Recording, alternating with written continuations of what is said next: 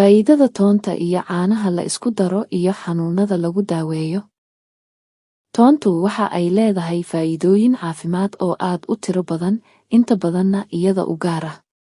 Waxa aana loo adeegsadaa daawo dhaqameed iyo xitaa daawo casri ah labadaba. Qoraalkan waxaan ku soo qaadanaynaa faa'iidooyinka toonta iyo caanaha la isku daro iyo qaabka loo diyaariyo. Toonta oo caanaha lagu darsado waxay ka mid tahay qaababka ugu dhadhanka wanaagsan ee aad u isticmaali karto toonta. Dhabar xanuunka sciatica. Sciatica waa marxalad timaada markii uu dhaawac soo gaaro shaqada neerfaha sciatic, waxaana ay caan ku tahay xanuun darajadiisu u dhaxayso meel dhexaad ilaa xanuun saa'id ah oo ay adag tahay in la xamilo.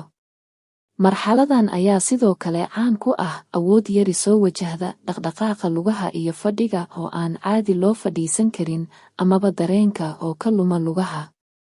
Cabitaanka toonta iyo caanaha la isku daro waa hurbiye iyo xanuun baabi'iye, waana daawo guri uroon dhabar xanuunka sciatica.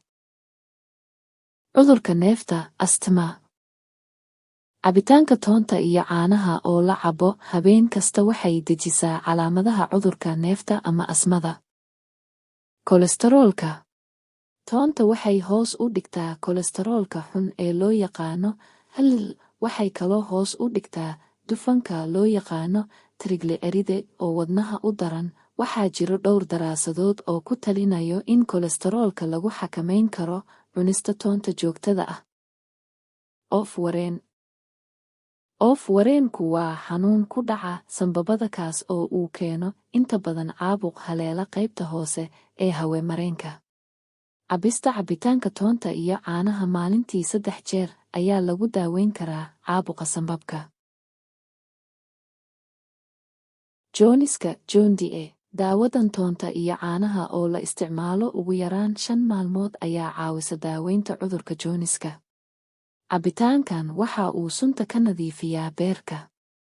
Toonta waxay sare u qaadaa dheecaan burburiyaha beerka uu soo daayo, taasoo keenayso in qashinka si sahlan loo saaro. Xubno xanuunka. Xubno xanuunku wuxuu dhacaa marka laabatooyinka jirkaagu ay bararaan ama carjawda laabatooyinku ay baabaan. Isticmaalka cabitaanka toonta iyo caanaha la isku daro waxa uu hoos u dhigaa xubno xanuunka iyo hurka.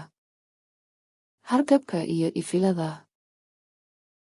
Toonta waxay daawo iyo ka hortagba u tahay hargabka. Toonta waxaa ku jira maado la yiraahdo allicin, maadadan oo shaqo joojin ku samayso dheecaan fayraska iyo bakteeriyada ay kaga faa'iidaystaan in ay xanuuno dhowr ah ku ridaan qofka. Xanuunadaas oo ay ka mid tahay hargabka, marka waxay dhakhaatiirta ku taliyaan in toonta lagu darsado caanaha aadna loo badsado xilliyada uu hargabku badan yahay.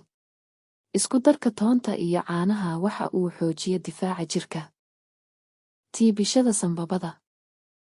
Toonta waxaa ku jira maadooyin si weyn ula dagaalama tiibishada ama qaaxada sanbabada.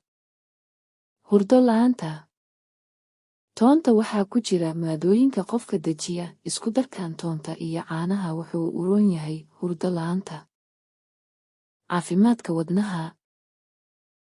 Khubarada caafimaadku waxa ay aaminsan yihiin in toontu ay la dagaalanto xanuunada wadnaha ku dhaca, in ay dhiigkarka dejiso, in ay ka hortagto in xididada dhiigu xidhmaan ama uu dhaca waxaa loo yaqaano dhiig furanka maskaxda ee faaliga keena, iyo guud ahaanba xanuunada ku dhaca xididada iyo halbowlayaasha dhiigga. Waxa ay jirka ka yaraysaa dufanka dhibta keena, kolestaroolka.